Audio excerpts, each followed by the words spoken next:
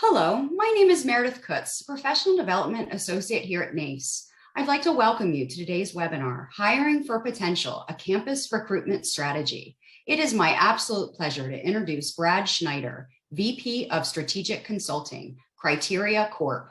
Take it away. Yeah, thanks very much, Meredith. And thanks to each of you for taking time out of your busy schedules to spend a few moments with us to talk about hiring for potential, a campus recruitment strategy. I'm Brad Schneider. I'm Vice President of Strategic Consulting for Criteria Corp. Criteria, of course, is a leader in the pre-employment assessment space. We help organizations enhance quality of hire and diversity across all organizational levels through the use of online assessments. As a result, we work with many of the world's largest organizations in support of their campus recruitment efforts. Today, we'll cover four things. We'll talk about the challenges inherent to campus recruiting. We'll share with you a concept called hiring for potential as a means of remedying these critical challenges. We'll then share with you 6 actionable steps that you can take today to implement hiring for potential within your organization. And of course, along the way, we'll share with you the favorable impact of using this approach. So this brings us to our first polling question, and that is, what is your biggest challenge when it comes to campus recruiting? Is it predicting job performance, enhancing diversity and inclusion, efficiently reviewing the high volume of applicants, increasing your candidate pool, or is it attracting top candidates? And we'll wait just a few moments to give people a chance to vote.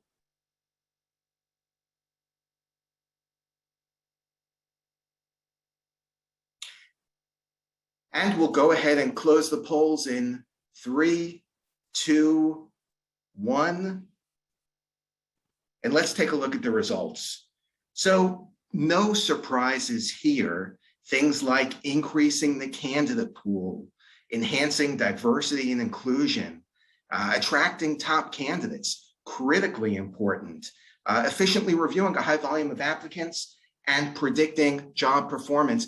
And none of this is a surprise because all 5 are important challenges that are critical to success in campus recruiting efforts. I mean, how can you predict job performance for individuals when they have such a limited amount of work experience, and it's hard to differentiate individuals based on their academic programs? Enhancing diversity and inclusion, critically important and so challenging. You know, many organizations look to a handful of top-tier schools, and the candidate pools that they get from those are not necessarily diverse because there are many factors, including things like opportunity and socioeconomic status, that can contribute to an individual's ability to attend a highly prestigious university. Efficiently reviewing the high volume of applicants, incredibly difficult, especially in the short period of time needed in campus recruiting and the high volume of individuals applying for these coveted roles within your respective organizations. Increasing the candidate pool, no surprise that that was top of the list for this poll, especially in today's macroeconomic environment, where there are literally more job openings than there are people to fill them. And attracting top candidates, incredibly difficult when in a campus recruiting situation, each individual is applying to 7 or 8 or upwards of 20 different organizations. So how can you stand out? And the answer to how you can stand out is by using a strategy called hiring for potential. So what is hiring for potential and what is it not?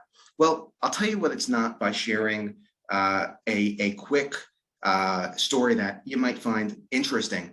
You know, there are a number of things that correlate with others. And a simple example is a seesaw. where when one side goes up, the other side always goes down. There's a perfect correlation between the two, even if it's a perfect negative correlation.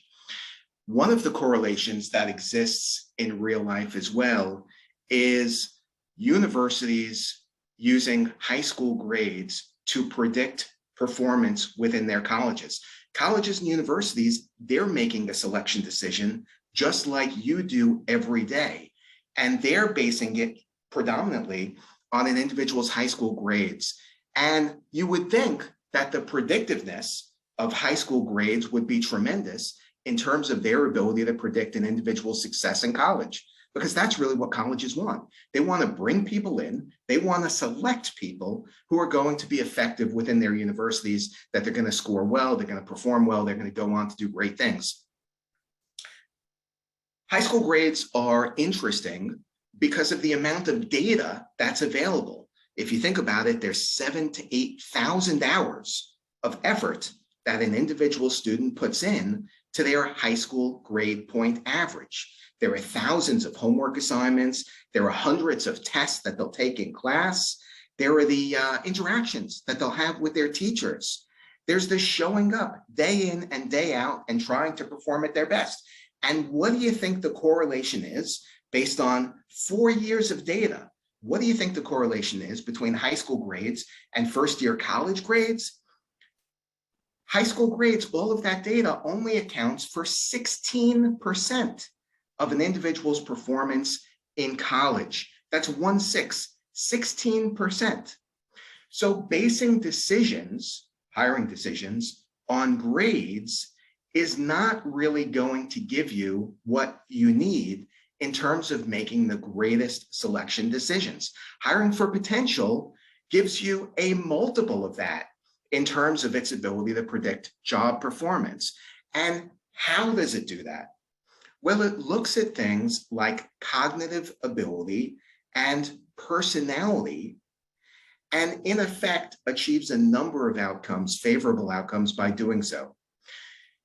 Cognitive ability, and you'll probably hear me say this a couple of times throughout our time together, cognitive ability is the single strongest predictor of job performance that there is.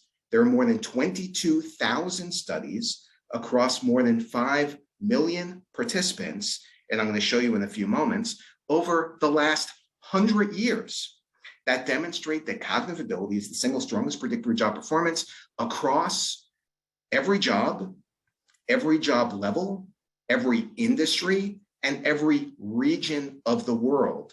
Hiring for potential gives you a highly accurate, efficient means of assessing individuals on their true cognitive ability. Hiring for potential also gives you a means for assessing individuals on personality characteristics that are critical for success in a given role. Some of these personality characteristics are universally important. Work ethic.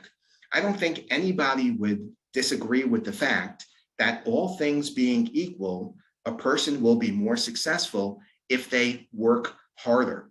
What's the saying where an individual who gets up at 5 in the morning every day ensures their success?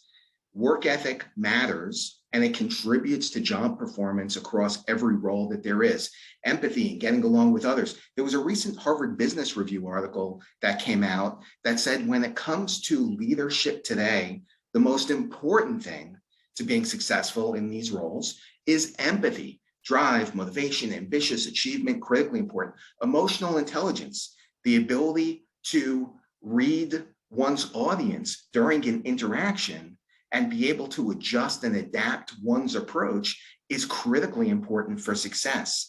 The ability to read others, the ability to read oneself and to have insight into oneself is also incredibly valuable. Communication, of course, important. Receptivity to feedback, critically important. And I'm going to spend a moment on this.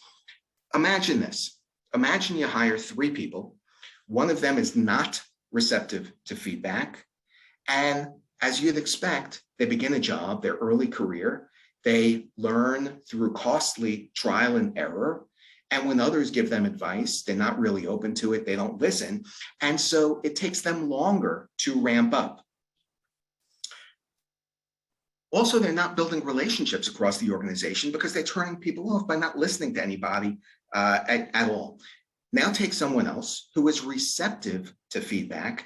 That individual is going to get some coaching, some advice. They're going to be open to it. They're going to be willing to course correct. And they're, of course, going to be more successful and ramp up faster.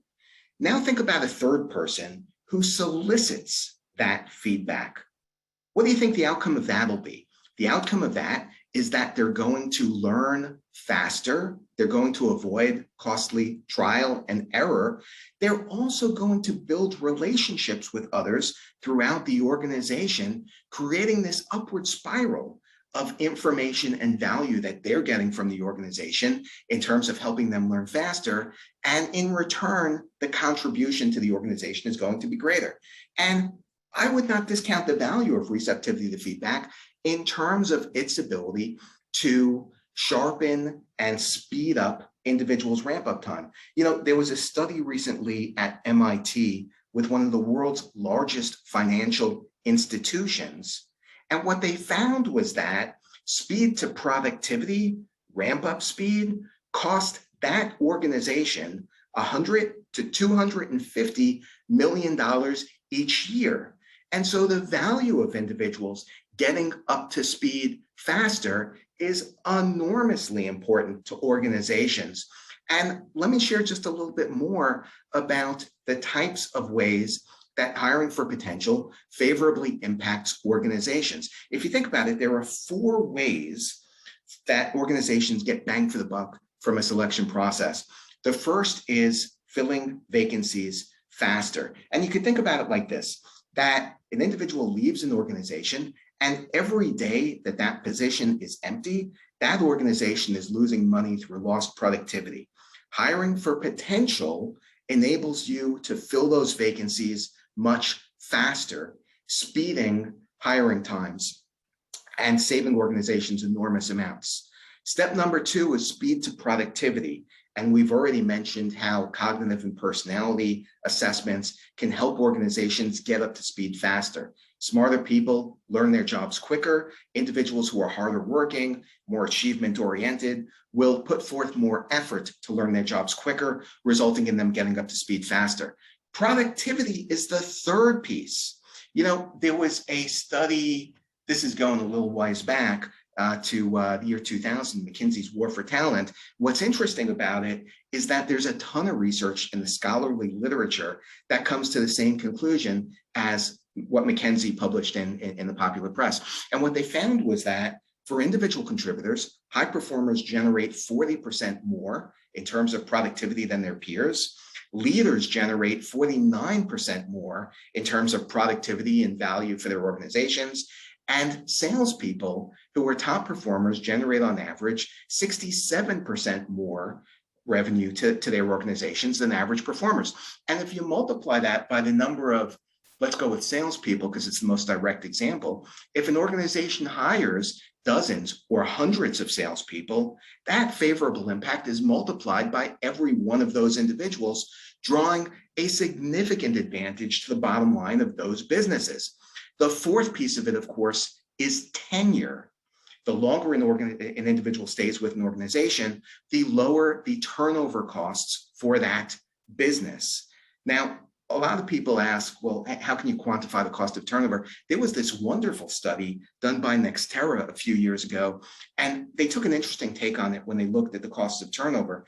They looked at what the cost is to the profitability of the industries in which turnover occurred. And what they found was astounding, because turnover cost those industries, and we're talking about tech, hospitality, retail, a number of other industries as well, call centers, where turnover cost those industries anywhere from 30 to 50% of their profitability. When you think about publicly traded companies, where their valuations are based primarily on profitability of those organizations, we're talking about an impact that cuts the value of those organizations in half. So all 4 of these things, critically important and favorably impacted by a hiring for potential approach. Integrity, of course, underpins everything. Integrity is what causes someone's decisions to be in the best interest of the customer, to not put their own organization in jeopardy. Integrity is, of course, what enables someone to build relationships because they're willing to make commitments and to keep those commitments. So it's these core abilities that are far more valuable than things like work experience. And this is especially true with early career candidates whose work experience is so limited. So why do you hire for potential? To improve quality of hire for current and for future roles. We all know campus recruitment is not just about hiring individuals for today. It's about creating, ideally, a wonderful feeder pool for higher level positions within your organization. Today's individual contributors, tomorrow's leaders. Hire for potential because it enhances diversity and inclusion with objective measures. Objective measures are the key to ensuring that you've got greater diversity and inclusion. So rather than relying on grade point average or what school somebody went to, you level the playing field by giving everyone the same fair opportunity to share their true abilities with regard to cognitive, so decision-making, problem-solving, being strategic, having intellectual horsepower, and personality characteristics. And we'll go into this in a bit more detail. You know, I'll share with you one thing just while we're talking about diversity and inclusion, and that is the prevalence of unconscious bias. And I'll also share with you the value of diversity beyond what most people think. Unconscious bias is difficult to pin down, and it's real. And I can share with you a couple examples. There have been a number of studies that have been done where individuals look at resumes and Caucasian sounding names tend to advance to interviews far more often than individuals with ethnic sounding names. And the most recent study was done in 2016, and it found that there was a 64 or a 68% advantage to people with Caucasian names being called back for interviews. And so even without realizing it, people have this unconscious bias oftentimes that gives advantages to some and not others.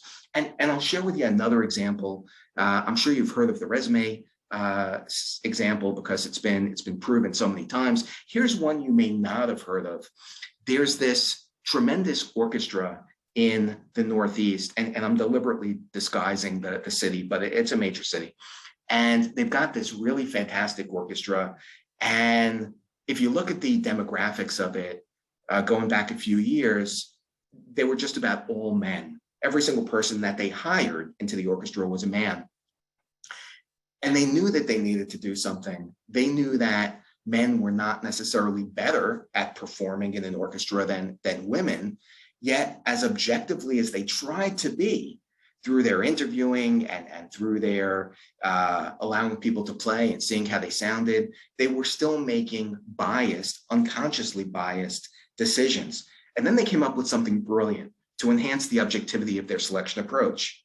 They put a big curtain up in front of the stage so that they could not see who was performing, and they had everybody remove their shoes so that you could not hear someone walking across the wooden stage to tell if they were wearing high heels or not. And they completely were able to disguise the gender and the demographics of every individual who played an instrument.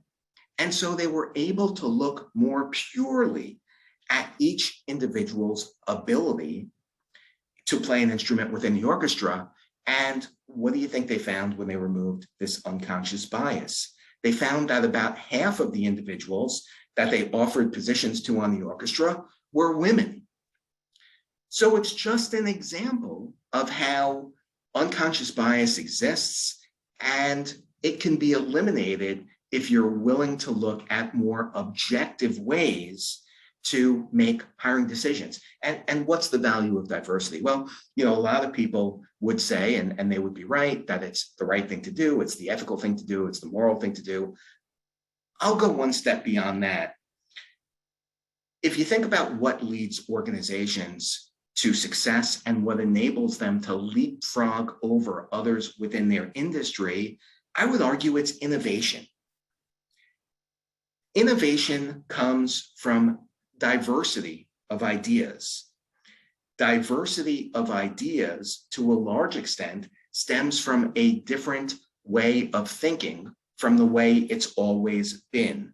Diversity of backgrounds, diversity of experiences leads to the opportunity to come up with different ideas and a different approach to doing things. And it's this diversity that enables that aha moment of coming up with greater ideas. How many times have you yourself been in a situation where you had an idea, it was pretty good, someone disagreed with you, they had another idea, theirs was pretty good, and together when you discussed it, this difference, this diversity of ideas, you came up with a third idea together that was better than anything either of you may have come up with.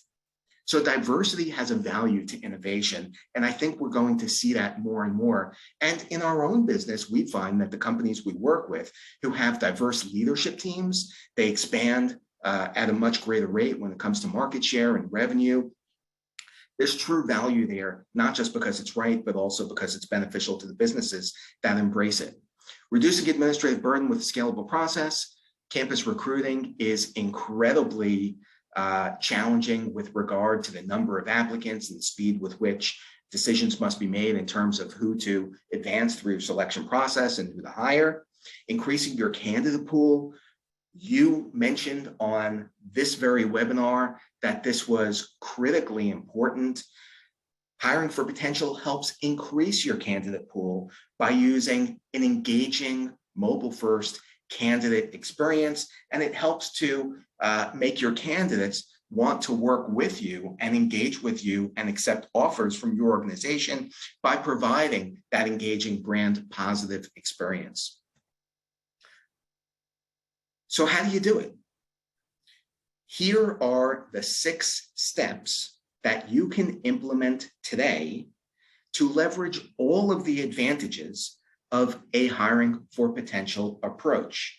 And they are using objective data, assessing cognitive ability, how smart people are, understanding and leveraging personality to your advantage, creating an engaging candidate experience, reducing bias in your hiring process, and increasing job accessibility and scalability. And now we're going to walk through all of these in just a moment, right after our second polling question.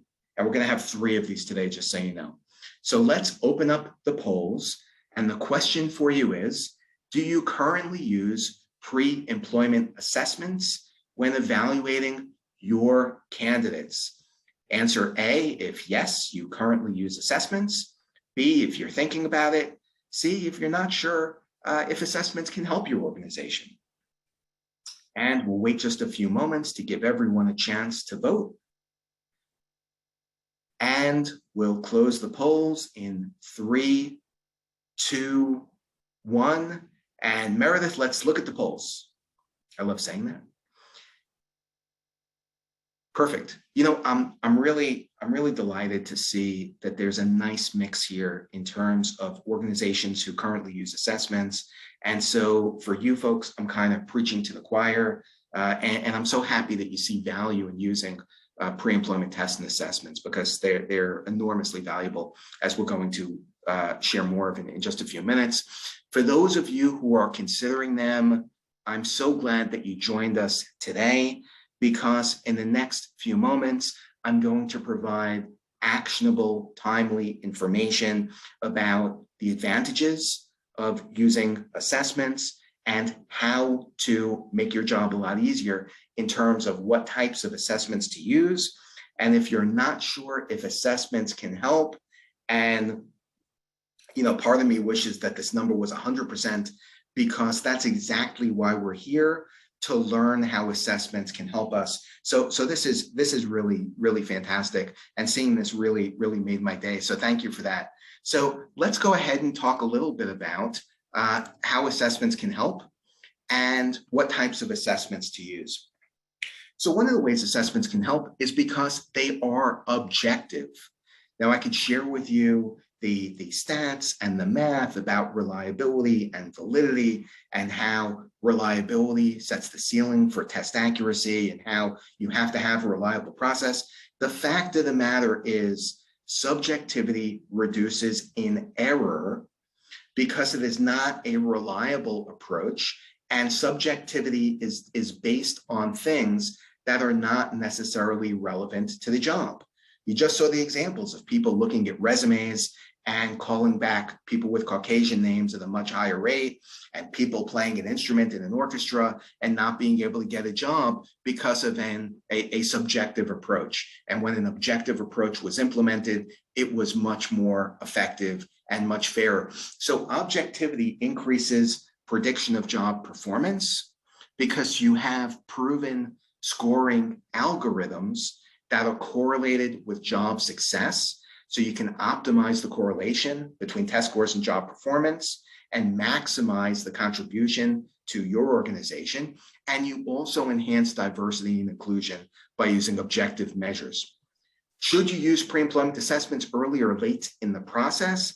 You should use them as early as you possibly can. Why? Because they are objective and because they maximize prediction of job performance. Think about it like this.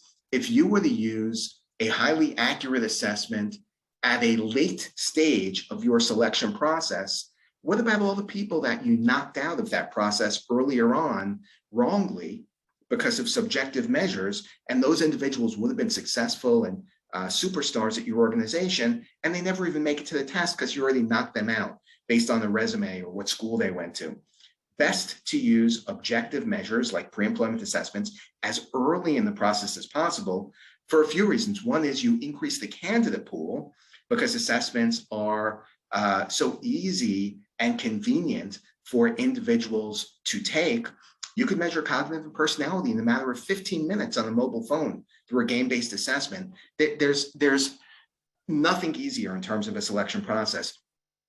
And also you end up identifying those individuals most likely to succeed and advancing them to the interview. And so it frees up your hiring managers and recruiters. Your recruiters get to be more strategic. Your hiring managers get to spend time only with those candidates who have the greatest likelihood of success in a role with your organization. And they get to spend more time doing their jobs and being strategic than interviewing the masses.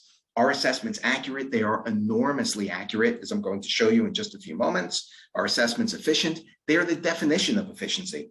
You know, if you think about the types of diagnostics that organizations can use to identify who they should hire, there's essentially three. There are tests, interviews, and simulations.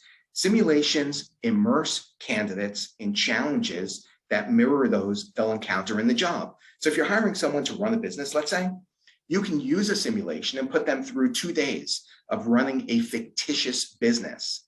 It's cool, it's just not efficient. In fact, it's the opposite of efficient because you've got so many candidates, you can't possibly put all of them through these lengthy, costly, time-consuming simulations.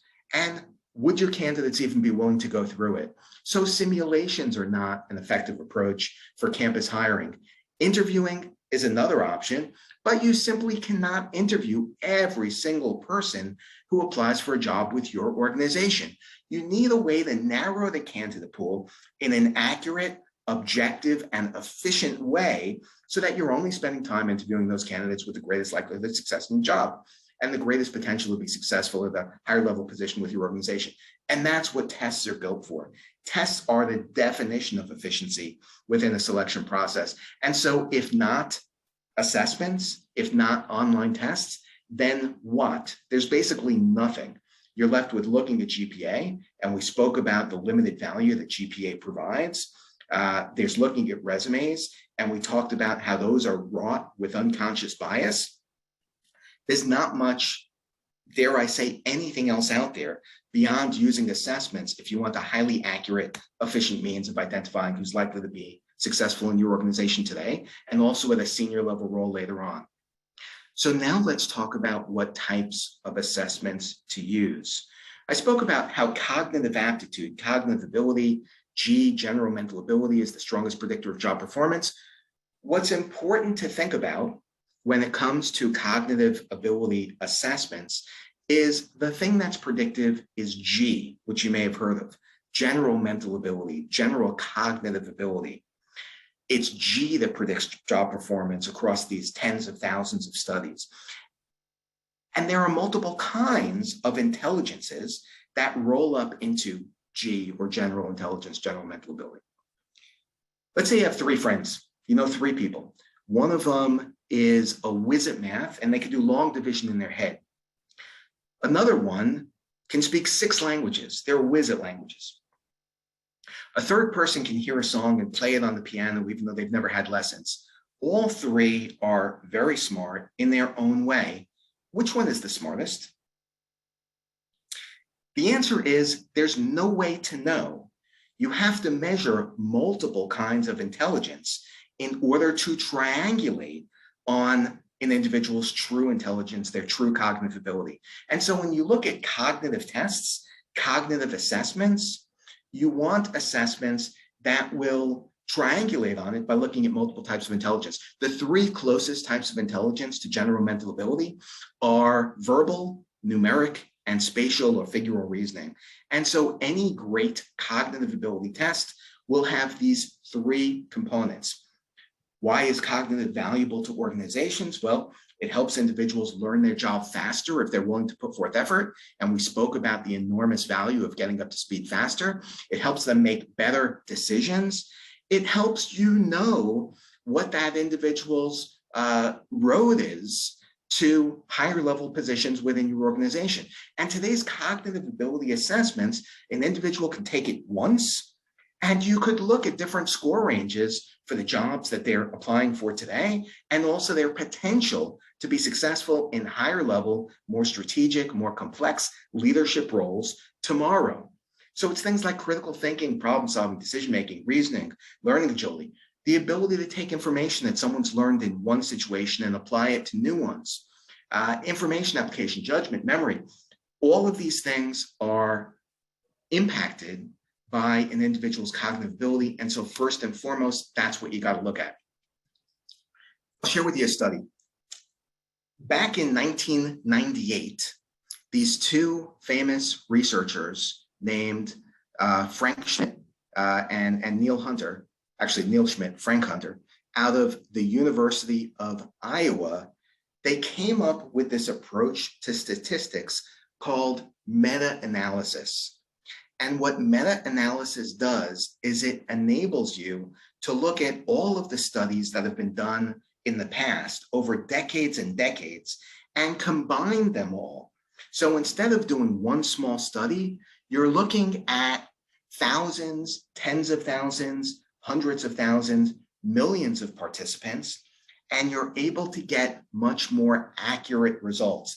And in '98, they did this famous seminal study, and they looked at the last 85 years of selection processes. And what they found was cognitive ability, as I've said, single strongest predictor of job performance. In 2016, there was a follow-up study that Schmidt, and Schaffer did. And why'd they do it in 2016? So that they could say, now we're looking back at the last 100 years of selection processes. Not only did they find that cognitive ability was the single strongest predictor of job performance, but they closed their study by saying that the dominance of cognitive ability testing is even greater than people had thought in the past. Its dominance just keeps getting stronger. And if you look at the top row, you'll see aptitude, general mental ability, this is cognitive ability, accounts for 42% of an individual's job performance.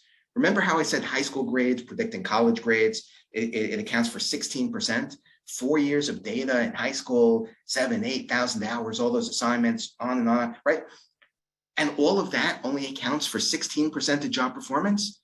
A 15-minute cognitive ability test can account for 42% of an individual's success in a given role in your business. And you can also gain enormous insight into their potential for success in leader and executive level roles within your organization down the road, which is certainly part of what it's all about.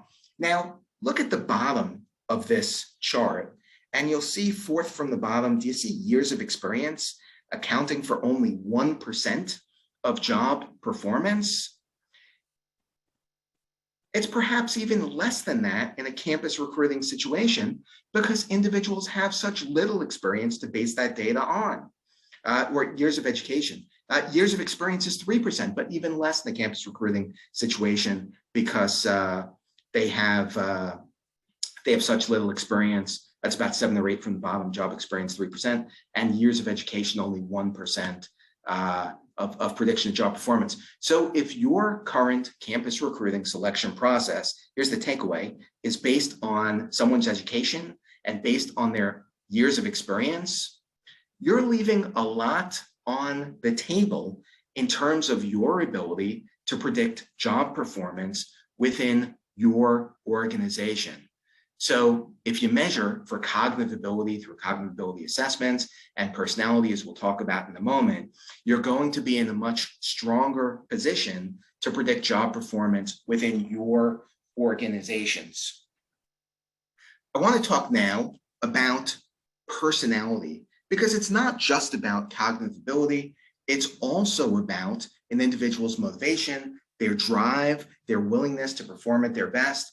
And I'm going to talk about 2 different ways to look at personality. There are core personality characteristics that you're looking at on the left side of the slide, things like work ethic, integrity, empathy, receptivity to feedback, which we spoke about. These are important to every job that there is. In addition, on the right side of your screen, you see a list of some common personality characteristics that are each important to one job or another. Customer service orientation, of course, critical to success in customer-facing roles. Safety awareness, important for manufacturing and distribution. Sales ability and persuasiveness, obviously, highly important to sales positions. Coaching and developing others, the single strongest and most important thing to first-level leadership positions and individuals being successful in them. Now, when it comes to selection, for every job in the world, you need a combination of cognitive and personality. And I'll share with you a couple of examples. Take leadership. If coaching and developing is the most important thing to being successful as a first or second level leader, what is coaching and developing others? Coaching and developing others is empathizing with the individual. That's personality. Being willing to put yourself in the other person's shoes and understand where they're coming from. Well, that's personality. And at the end of the day, you need to compel them with a compelling argument, that's cognitive, to adapt their approach.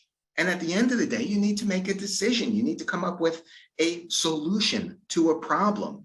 That's cognitive as well. So being effective as a leader is a combination of cognitive ability, smarts, and personality.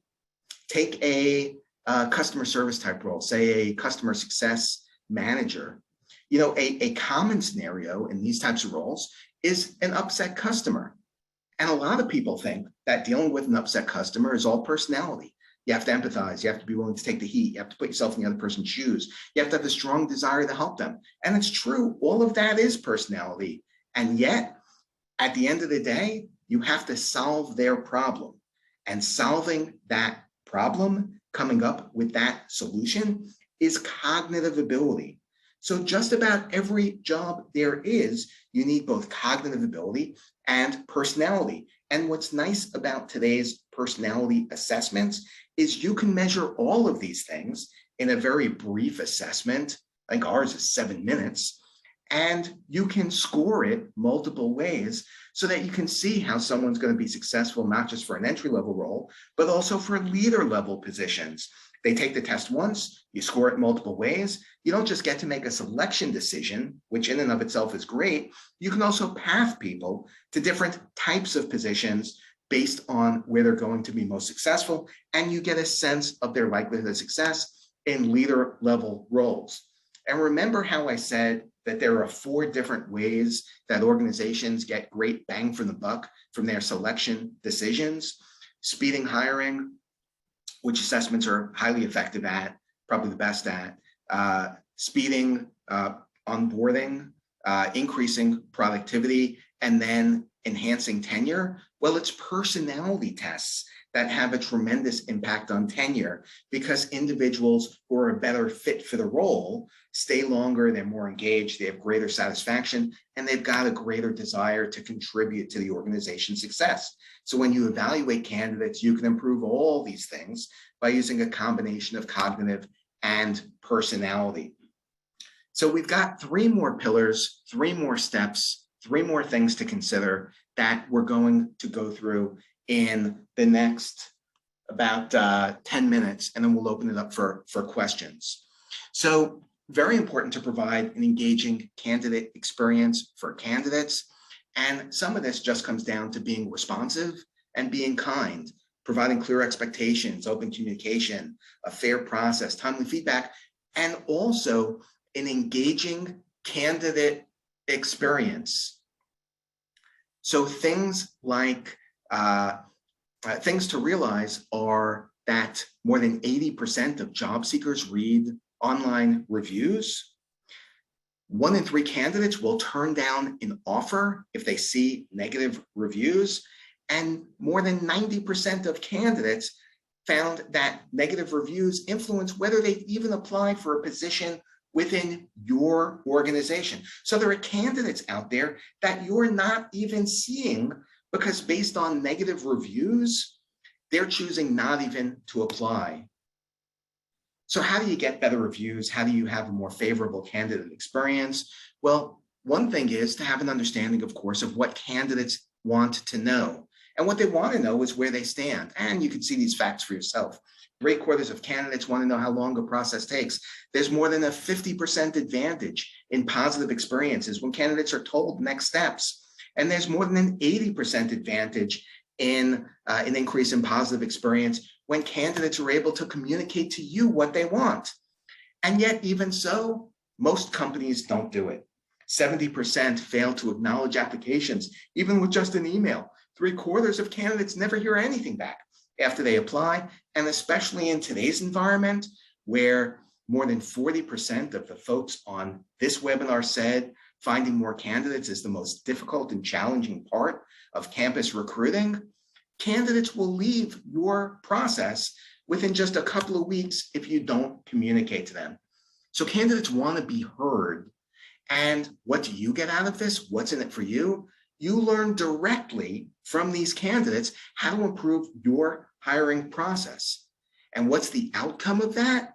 The outcome is you reduce negative reviews on things like Glassdoor and other social media outlets. And so you get more candidates looking at positive reviews about your organization and more candidates applying. And you get more candidates talking and reporting about what a great experience they had through the selection process at your organization. Providing feedback to candidates is enormously important. What you're looking at now is a candidate-facing score report. And why is that important? Because when candidates are given feedback, they're reported a 15% increase in a positive experience. That increase was higher, 20% higher, when individuals were given feedback on their specific assessment results. Why? Because everybody wants to gain self-insight, especially early career candidates.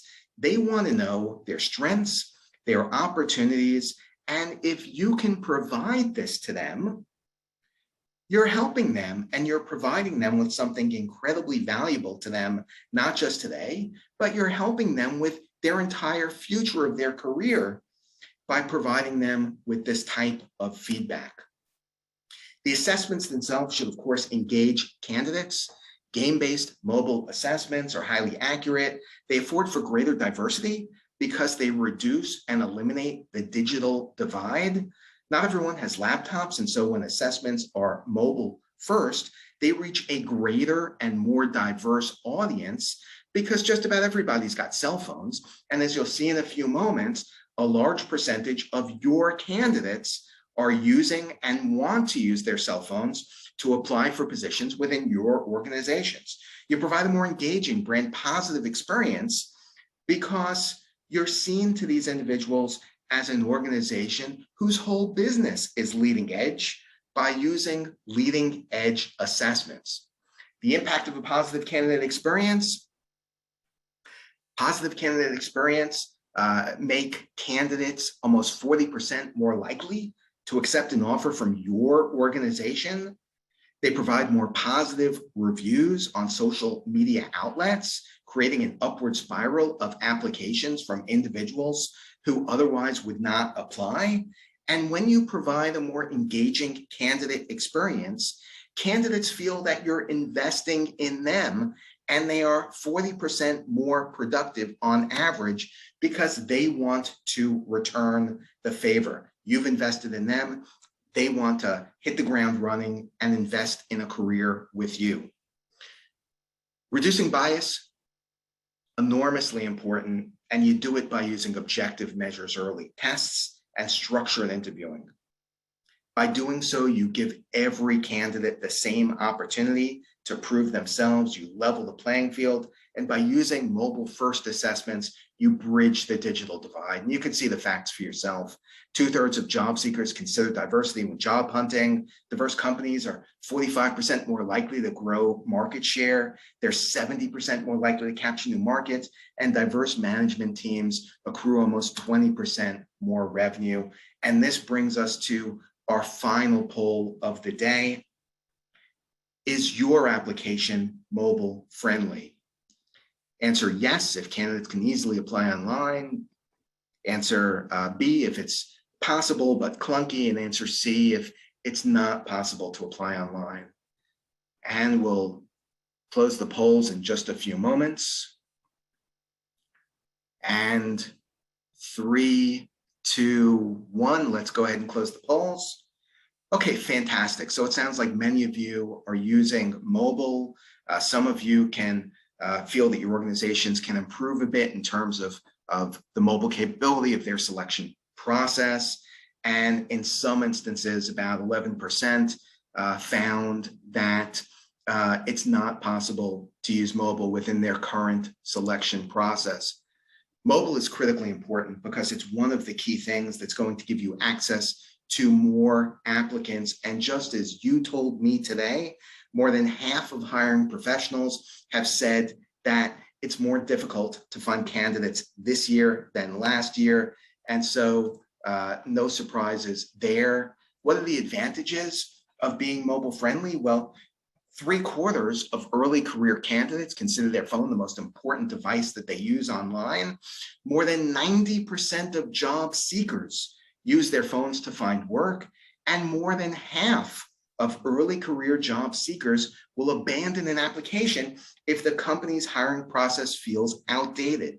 So critical to be mobile and to have a clean and easy to use mobile process, and mobile game-based assessments can certainly help you there. So what did we learn today? We learned that using objective evaluation methods like pre-employment assessments enhance quality of hire, diversity, and reduce hiring bias. What types of assessments should you use? Cognitive ability, first and foremost, because it's got the greatest ability to predict job performance for your candidates today and for your future leaders. That you should also use personality assessments to measure core personality capabilities that are critical for success in role. Things like work ethic, achievement, empathy, getting along with others, receptivity to feedback, and job-specific characteristics. Use a scalable evaluation process to reduce your administrative burden and that of your hiring managers, and online assessments are the definition of a scalable selection process, and that mobile-based, game-based assessments can increase your candidate pool and create a brand positive candidate experience that attracts top talent and makes your organization an employer of choice. And so with that, I thank you, and we'll open it up to your questions. Thank you, Brad. The first question is, have you considered or have thoughts on inherent bias within pre-employment assessments? Yeah, it's a really great question. So with certain types of assessments, there are differences in terms of how individuals score based on different demographic groups. And, I'll share with you a classic example. Let's say that you have a physical ability test. A physical ability test is going to favor younger individuals than people who are a bit older and not as physically active, if you will. And so there are other types of assessments that have characteristics similar to that. Cognitive tests, while they're the single strongest and most predictive measure of job performance, you also tend to see some differences in terms of how people score based on different demographics. You can have the advantages of cognitive assessments, especially if you pair them with a personality assessment. And what you get is you get greater prediction of job performance, because cognitive and personality are not really related. When you pair them up, you get greater prediction, and you also dilute any demographic differences that you might have gotten from cognitive ability alone. And so that's a really important takeaway, is to use both cognitive and personality together. You'll get greater prediction of job performance for today and tomorrow, and you'll get little differences, or far less or no differences, in terms of how individuals score across demographic groups. Great question. Thank you, Brad. I'd like to jump to another question about cognitive assessments. If you use a cognitive assessment for narrowing down resumes, how do you ensure you are not weeding out someone with a disability, and in parentheses, cognitive disability? Yeah, it's a great question. So I'm sure just about everybody on this call has heard of the Americans with Disabilities Act, where individuals can request a reasonable accommodation of their future employer. And it's very smart for that future employer to provide that reasonable accommodation. In those instances, the reasonable accommodation might be extended test time. It might be using screen readers. In some instances, it might be not testing that particular qualified individual with a disability. It might be using an interview to measure the same competencies that would have otherwise been measured on a test, like problem solving and personality characteristics that are relevant to the job. So, when someone has a disability, you certainly want to provide reasonable accommodations that give them a fair chance to demonstrate their likelihood of success on the essential functions of the role. It may very well be that even with reasonable accommodations in the selection process and the job itself, they may not be able to perform the essential functions of the job. And in that case, you would not need to hire them.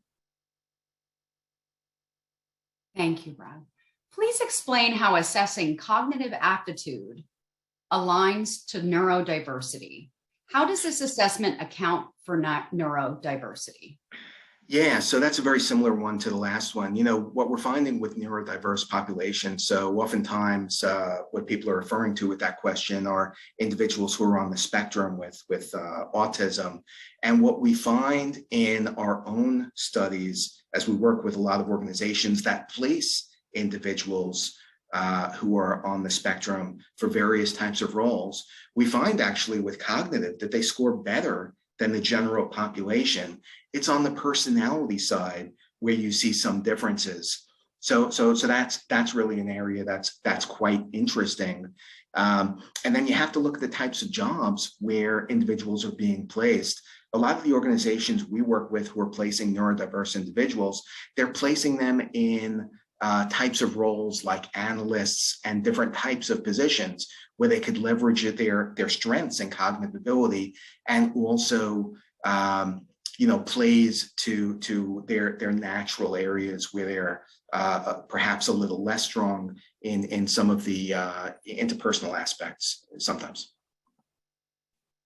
Is cognitive ability related to IQ? For years, we've heard that EQ is a better predictor than IQ. Yeah, so if you look at the continuum of cognitive ability, personality, emotional intelligence, cognitive ability, general mental ability, general intelligence, is the strongest predictor.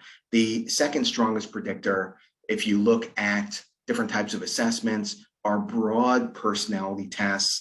And then after that, you've got things like emotional intelligence or EQ, and there are a couple of reasons for it. One is that when you look at measuring job performance, it's very difficult to single out the impact of emotional intelligence.